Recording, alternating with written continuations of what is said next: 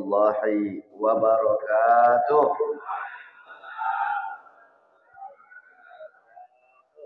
Alhamdulillah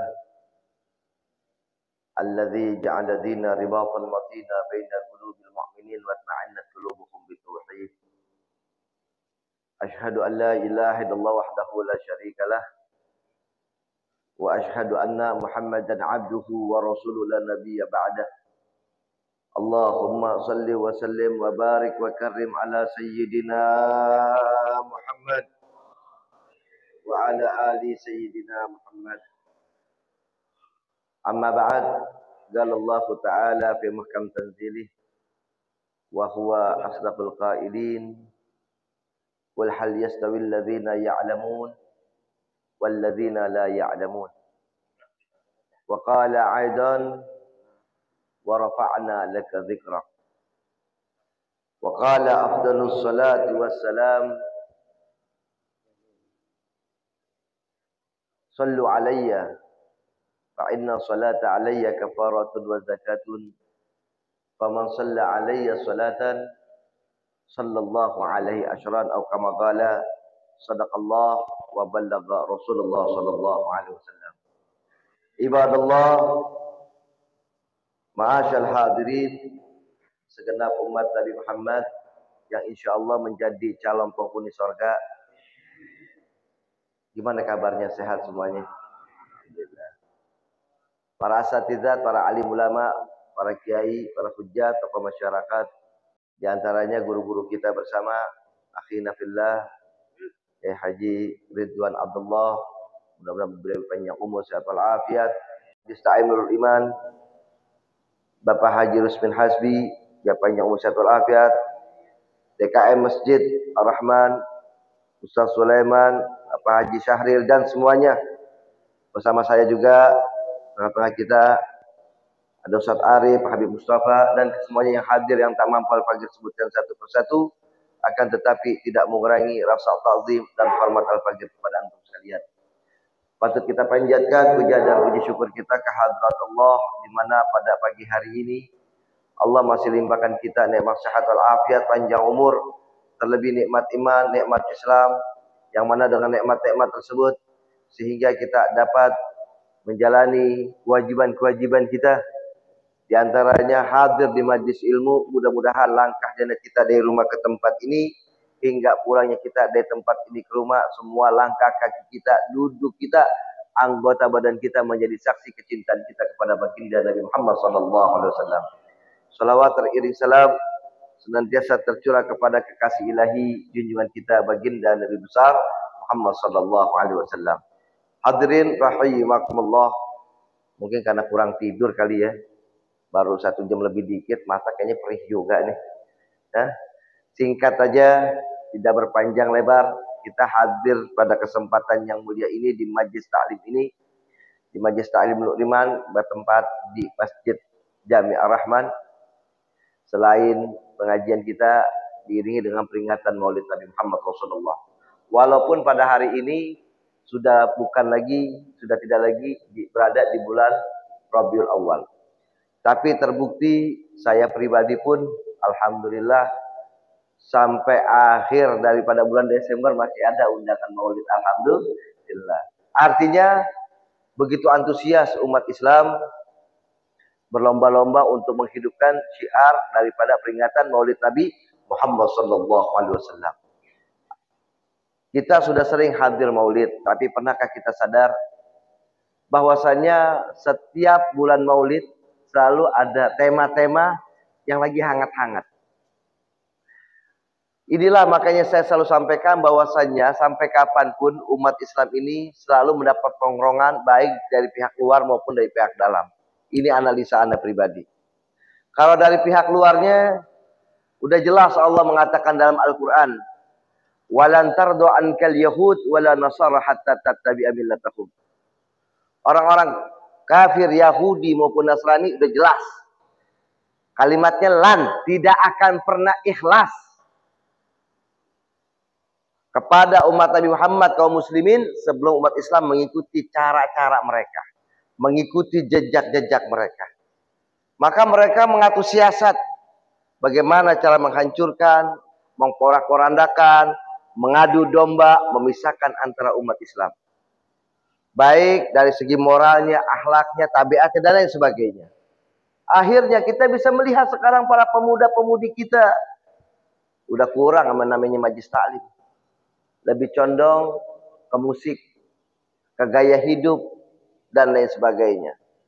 Ingat, bahwasannya dunia ini bukan selamanya buat umat Nabi Muhammad Rasulullah. Buat mereka, dunia ini mungkin ada di antara mereka yang menganggap tidak ada hari setelah kehidupan di dunia ini. Mereka menganggap kehidupan itu cuma sekali, hanya di dunia. Kalau di kita tidak, dunia hanyalah jembatan. Kehidupan kita yang abadi adalah alam akhirat.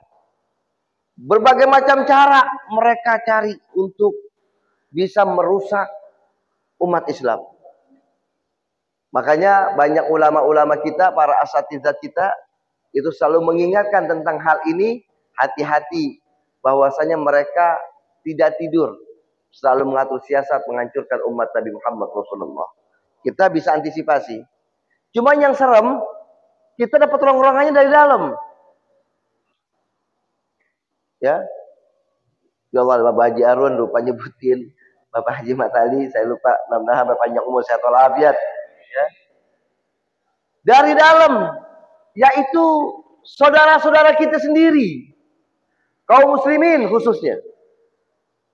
Setiap tahun selalu ada masalah-masalah. Apalagi kalau kaitannya tentang Maulid Nabi Muhammad Rasulullah. Kemarin umat Islam diadu domba tentang masalah Ba'alawi, keturunan para habaib.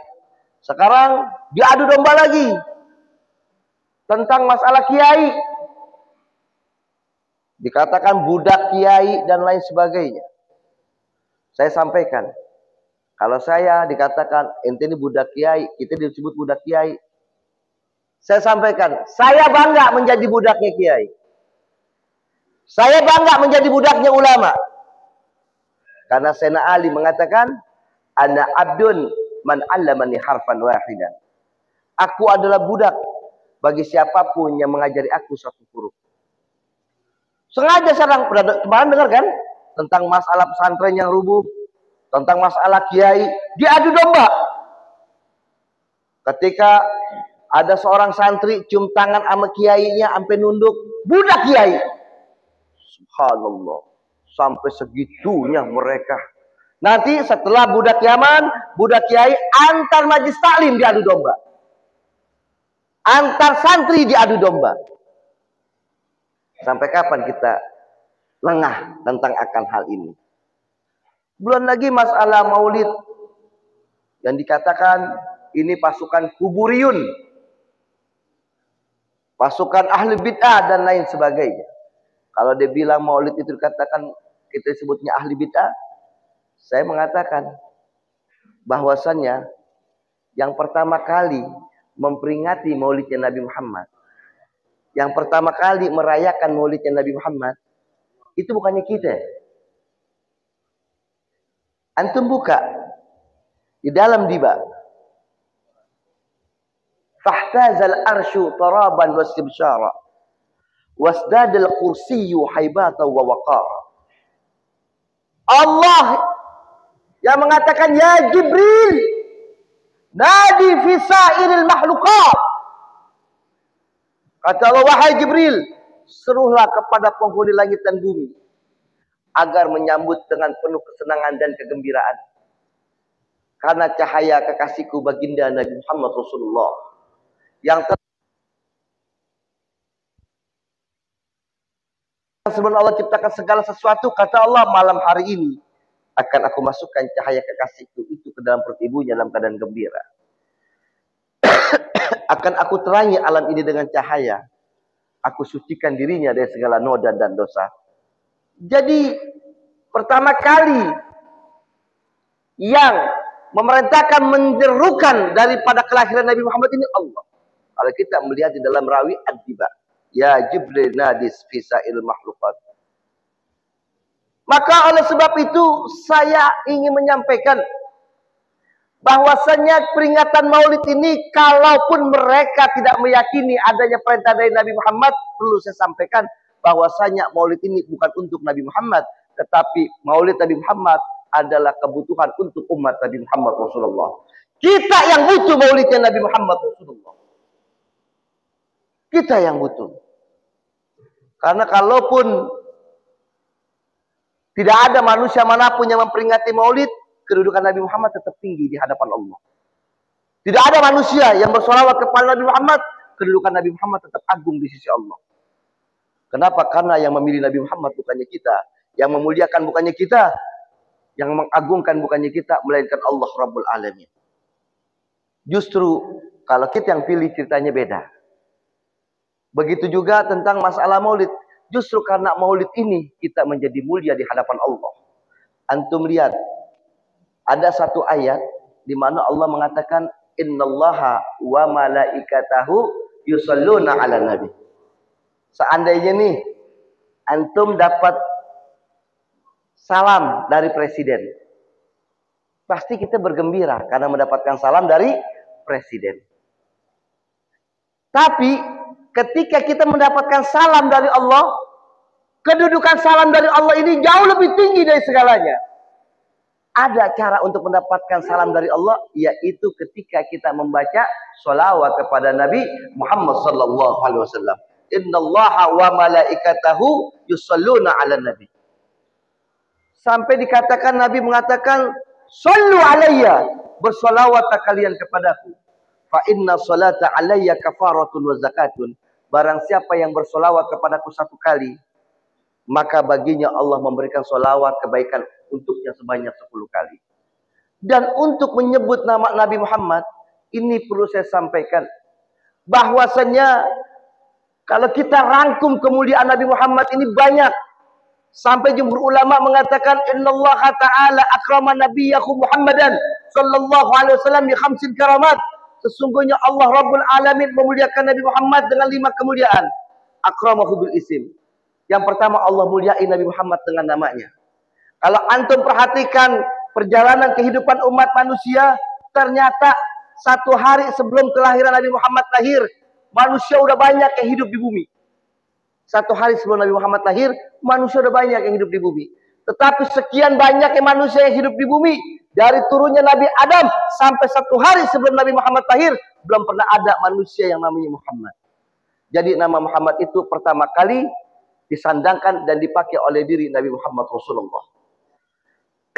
Makanya ketika Nabi Muhammad dibawa bayinya oleh kakeknya Abdul Muttalib ke keliling Ka'bah, sampai dikatakan ya ahla Makkah, ya Bani Hashim, ya Bani Muttalib, watulida ibni Abdullah qasamaituhu Muhammad. Wahai ahli Mekah, wahai Bani Hashim, sesungguhnya telah lahir keturunan Abdullah dan saya menamakan Muhammad. Pandahisyul kaum, maka kaum saat itu merasa bingung. Kenapa? Karena tidak pernah ada manusia yang namanya Muhammad. Jadi nama Muhammad ini memang sudah ada. Memang belum pernah ada dalam kehidupan umat manusia. Dan nama Muhammad ini langsung Allah yang memberikannya. Subhanallah. Disebabkan nama Muhammad ini, kalau kita dalam sholat ya, dalam sholat, kalau kita nggak nyebut nama Muhammad, kira-kira sah nggak sholat kita? Begitu mulianya ini nama Muhammad. Bukan kita yang mengunggul-unggulkan. Allah langsung. Kalau kita sholat nggak baca Allahumma salli ala Sayyidina Muhammad, sah nggak sholat kita? Nggak bakalan sah. Yang kedua, singkat saja. Yang kedua, Allah muliakan Nabi Muhammad ini bil jisim, dengan fisiknya Nabi Muhammad. Kita ini suka salah. Ya, ada kalanya kita mengidolakan seseorang yang kurang tepat. Saya kalau di ngajak tempat majlis taklim ibu-ibu kalau lagi hamil 7 bulan baca surah apa? Biasa surah apa yang dibaca? Surah Yusuf. Kenapa baca surah Yusuf? Karena biar anaknya gantengnya seperti Nabi Yusuf. Saya kagak tolak. Memang Nabi Yusuf Nabi yang ganteng. Kurang ganteng apa Nabi Yusuf? Pernah ketampanannya pun diuji. Ketampanan Nabi Yusuf diuji langsung oleh seorang ratu, Siti Zuleha. Diundang itu perempuan-perempuan Mesir. Datang ke istana Siti Zuleha. Disediakan makanan, buah-buahan, pisau, disiapin juga. Ketika lagi ngupas buah, itu perempuan-perempuan Mesir yang cakep-cakep, Nabi Yusuf suruh keluar, menampakkan dirinya. Apa yang terjadi? Itu perempuan-perempuan Mesir yang cakep-cakep, yang tadinya lagi asik kupas buah, ketika melihat Nabi Yusuf bukan buah yang dikupas, melainkan apa? Jari-jarinya diiris-iris sampai mengeluarkan darah. Dan tidak ada yang mengatakan aduh, au, tidak merasakan sakit. Kenapa? Karena rasa sakitnya terlupakan dengan keindahan yang terpancar daripada wajah Nabi Allah Yusuf alaihissalam. Berarti teruji ketampanannya ini. Teruji. Tapi kata Syed Muhammad bin Alwi Al-Maliki Al-Hasani, di dalam kitabnya Al-Insanul Kamil itu jelas dikatakan kalau Siti Zuleha beserta perempuan Mesir lainnya saat itu melihat keindahan wajah baginda Nabi Muhammad, bukan hanya jari-jari mereka yang diiris-iris, jantungnya pada copot karena nggak kuasa melihat keindahan yang terpancar daripada wajah baginda Nabi Muhammad sallallahu alaihi wasallam. Ganteng Nabi Muhammad ini ganteng. Antum tahu Sayyidina Abu Bakar As-Siddiq itu sampai mengatakan hubbiba ilayya minad dunya, ada punya aku suka dari dunia ini ada 3. Satu saja saya sebut. Yang pertama adalah an-nazru ila wajhi Rasulillah, yaitu memandang wajah baginda Nabi Muhammad Rasulullah. Yang paling disuka oleh Sayyidina Abu Bakar dalam hidupnya di dunia ini, yang paling pertama adalah memandang wajah baginda Nabi Muhammad Rasulullah. Sayyidina Thauban, mantan budak, 1 hari dia nggak ketemu Nabi Muhammad, sakit. 1 hari nggak ketemu Nabi Muhammad, sakit. Sampai suatu ketika Nabi Muhammad nggak ketemu dia sehari dengan sakit, dijenguk sama Nabi Muhammad sampai dikatakan, ya Thauban, ma ghaira launak, kenapa wajahmu pucat? Ada apa wahai Thauban? Apakah engkau sakit? Apa kata Thauban? Ya Rasulullah, ma bi min durrin wala waj'in. Ya Rasulullah, aku nggak kenapa-napa, aku sehat-sehat aja, baik-baik aja. Tuh kenapa wajahmu pucat? Adapun wajahku pucat ini karena 1 hari aku tidak berjumpa kepada engkau ya Rasulullah. Ini di dunia ya Rasulullah. Kalau saya sehari nggak ketemu engkau, maka saya meriang ya Rasulullah. Saya merana kalau sehari nggak ketemu engkau ya Rasulullah. Maka yang membuatku menjadi lemah karena aku banyak berpikir. Apa yang kau pikirkan? Ini baru di dunia ya Rasulullah. Sehari saya nggak ketemu engkau, sakit saya Rasulullah, meriang merana. Terus bagaimana nanti di akhirat ya Rasulullah? Kalau engkau Nabi, pasti masuk ke sorga. Sorga engkau pasti tinggi ya Rasulullah. Sedangkan aku ini mantan budak. Kalaupun aku masuk sorga, pasti sorga aku berbeda dengan engkau ya Rasulullah. Lalu apa nikmat surga bagiku nanti di akhirat jika aku tidak dapat berjumpa dengan engkau ya Rasulullah? Sampai turun ayat yang Allah katakan, orang-orang yang beriman, orang-orang yang taat kepada Allah dan Rasulnya dari kalangan para nabi, orang-orang soleh, nanti akan Allah kumpulkan mereka dengan orang-orang yang mereka cintai. Kita cinta sama Nabi Muhammad, nanti di akhirat kita akan berkumpul dengan baginda Nabi Muhammad sallallahu alaihi wasallam. Perbanyak kita sholawat sebagai bukti rasa cinta kita kepada Nabi Muhammad Rasulullah. Dan kita mestinya bangga, walaupun kita hidup berada di zaman ini yang kagak pernah ketemu Nabi Muhammad, tidak pernah mendengar Nabi Muhammad bicara, tidak pernah menyentuh tangan Nabi Muhammad, tidak pernah mencium tangan Nabi Muhammad, tetapi kita punya keimanan yang begitu kuat kepada Nabi Muhammad. Nabi Muhammad memberikan satu janji kepada umatnya, bahwasanya nanti di akhirat satu-satunya umat yang dikatakan paling beruntung. Tuba. 3 kali beruntungnya bagi siapapun umat Nabi Muhammad yang beriman kepada Nabi Muhammad, tetapi dia tidak pernah berjumpa dengan Nabi Muhammad, maka Rasulullah akan tunggu di telaganya nanti. Rasulullah akan tunggu di telaganya. Bahkan satu-satunya manusia yang tetap sujud di hadapan Allah pada hari kiamat nanti untuk menyelamatkan umatnya hanyalah baginda Nabi Muhammad sallallahu alaihi wasallam. Maka oleh sebab itu patut kita menjadi umat Nabi Muhammad ini merasa bergembira. Bergembira. Allah jadikan kita sebagai umat Nabi Muhammad ini satu anugerah yang paling besar. Insya Allah kita semuanya nanti akan diselamatkan oleh Nabi Muhammad Rasulullah. Dan yang berikutnya, yang paling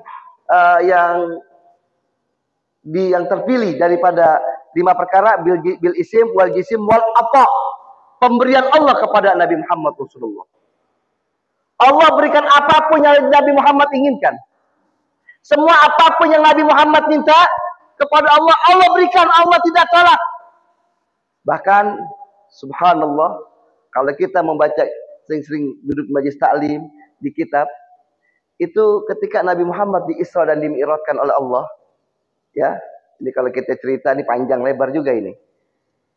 Pertama tentang masalah ontaknya dulu. Ketika Allah perintahkan malaikat Jibril menjemput Nabi Muhammad, kata Allah, ambil tuh kendaraan buat Nabi Muhammad. Malaikat Jibril datang ke malaikat Ridwan untuk mengambil kendaraan. Sesampai di hadapan malaikat Ridwan terjadi dialog. Singkatnya kata malaikat Ridwan, apa yang kau inginkan? Saya ingin mengambil kendaraan untuk kekasih Allah yang bernama Nabi Muhammad. Masuk malaikat Jibril ke dalam surga, dia lihat itu ada onta. Bukan onta, apa namanya? Buruk. Buruk, kalau nggak salah ada yang mengatakan 40 buruk. Ternyata di dahi buruk itu tertulis nama La ilaha illallah Muhammad Rasulullah. Maka ada satu buruk yang murung dan berkata kepada malaikat Jibril, ya Jibril, ini Muhammad siapa? Dari semenjak Allah ciptakan aku dan Allah tempatkan aku di surga, ini nama kalimat udah ada di dahi kami. Maka kata malaikat Jibril, maka engkau akan aku jadikan kendaraan untuk orang yang namanya ada di dahimu, yaitu baginda Nabi Muhammad Rasulullah. Singkatnya setelah Rasulullah dijemput sampai berjumpa kepada Allah, langsung setelah terjadi banyaknya dialog, Allah memberikan satu tawaran kepada Nabi Muhammad. Ya Habibi, maza turidu minni? Wahai kekasihku, apa yang kau inginkan dariku? Hanya satu keinginan Nabi Muhammad, ummati ya Allah. Ada apa dengan umatmu, kata Allah? Aku menginginkan seluruh umatku masuk ke dalam surgamu ya Allah, penuh dengan ridhamu ya Allah. Yang diminta sama Nabi Muhammad, umatnya biar masuk surga semuanya. Allah mengatakan, demi kemuliaanmu aku terima keinginanmu dengan satu syarat. Siapapun di antara umatmu yang dalam 1 tahun sebelum dia meninggal, dia bertobat, mengakui kesalahannya kepadaku, maka akan aku ampuni segala kesalahannya, aku masukkan dia ke dalam surgaku, penuh dengan ridhaku, karena kemuliaan engkau wahai kekasihku. 1 tahun, kita maksiat kita puluhan tahun, tapi 1 tahun sebelum meninggal kita taubat, diampuni dosa kita sama Allah. Nabi Muhammad mikir, apakah dalam 1 tahun umatku bisa tidak berbuat dosa? Kadang-kadang kita mikir juga, kalau lagi kagak punya duit, rapih ibadah kita kepada Allah. Kalau kagak punya duit, ibadah kita rapi banget. Ya, tapi pas punya duit, ceritanya juga beda. Betul kan? Masya Allah. Akhirnya Nabi Muhammad bilang, ya Allah, nggak mungkin 1 tahun umatku nggak berbuat salah ya Allah. Pasti ada berbuat salahnya. Kata Allah, kalau nggak bisa dalam 1 tahun, 1 bulan. Sebelum dia meninggal, dia bertobat, kau ampuni dosanya. Mikir lagi Nabi Muhammad, apa iya dalam sebulan umatku tidak berbuat dosa kepadamu ya Allah? Itu adalah salah satu hal yang nggak mungkin juga. Ditawar lagi sama Nabi Muhammad sampai 1 hari, dan 1 hari ditawar lagi sampai sampai ruh sebelum keluar dari tenggorokan umat Nabi Muhammad. Seandainya dia bertobat, Allah ampuni segala kesalahannya, Allah masukkan dia ke dalam surga karena kemuliaan Nabi Muhammad sallallahu alaihi wasallam. Shallu ala Muhammad. Maka saya pernah mendengar ulama dari Mesir berceramah, dia mengatakan nanti di akhirat, ya Habibi, law syi'ta ja'atu amra ummatika ilaika. Sya'rawi, kalau nggak salah itu mengatakan, nanti di akhir Allah akan mengatakan kepada Nabi Muhammad, wahai kekasihku, seandainya engkau mau, maka akan aku lepas, aku berikan semua keputusan umatmu kepada engkau.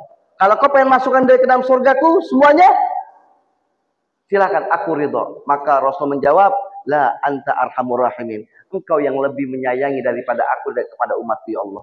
Inilah di antara kemuliaan Nabi Muhammad sallallahu alaihi wasallam. Maka oleh sebab itu ma'asyal hadirin rahimakumullah, selain kita memperbanyak berzikir kita kepada Allah, membasahi lisan kita kepada Allah, perbanyak pula biasakan lisan kita membaca sholawat kepada Nabi Muhammad sallallahu alaihi wasallam. Sering kita hadir ke peringatan Maulid, sudahkah Rasulullah ada di hati kita? Karena pada hakikatnya, ya mohon maaf saya sampaikan tegas aja deh, kita ini memang beribadah, banyak ibadah yang kita lakukan, tapi pada hakikatnya walaupun itu wajib kita lakukan dan berdosa untuk kita tinggalkan, tapi semua ibadah, baik itu sholat, puasa, zakat, haji, itu pun semua tidak akan pernah bisa menjamin kita masuk dalam surganya Allah. Antum berbicara sholat, sholat ada ayatnya. Fawailul lil musallin, yang sholat aja masih bisa celaka ente. Yang sholat masih bisa celaka. Bagaimana kagak sholat? Ente pengen berbicara ngandelin puasa untuk bisa masuk dalam surga. Nabi yang mengatakan, kamil sa'imin laisa lahu min siyami ilal juwal atas. Berapa banyak umatku yang berpuasa nggak dapat nilai apa-apa kecuali lapar sama haus doang. Masalah haji pun kayak begitu. Cuma ada kebanggaan untuk dipanggil Pak Haji, kebanggaan untuk jalan-jalan dan lain sebagainya. Terus kita pengen masuk surga. Dalil kita apaan untuk bisa masuk surga? Selain rahmatnya Allah, yang kedua adalah syafaat daripada baginda Nabi Muhammad sallallahu alaihi wasallam. Mudah-mudahan kita berkumpul di masjid ini memperingati daripada kelahiran baginda Nabi Muhammad Rasulullah, ini adalah bentuk rasa cinta kita kepada Nabi Muhammad, sehingga nanti di akhirat kita pun akan dikumpulkan oleh Allah bersama baginda Nabi Muhammad sallallahu alaihi wasallam. Ini saja dari Al-Fagir, mata udah perih, perut juga udah keroncongan. Saya akhiri billahi taufiq wal hidayah. Wassalamualaikum warahmatullahi wabarakatuh.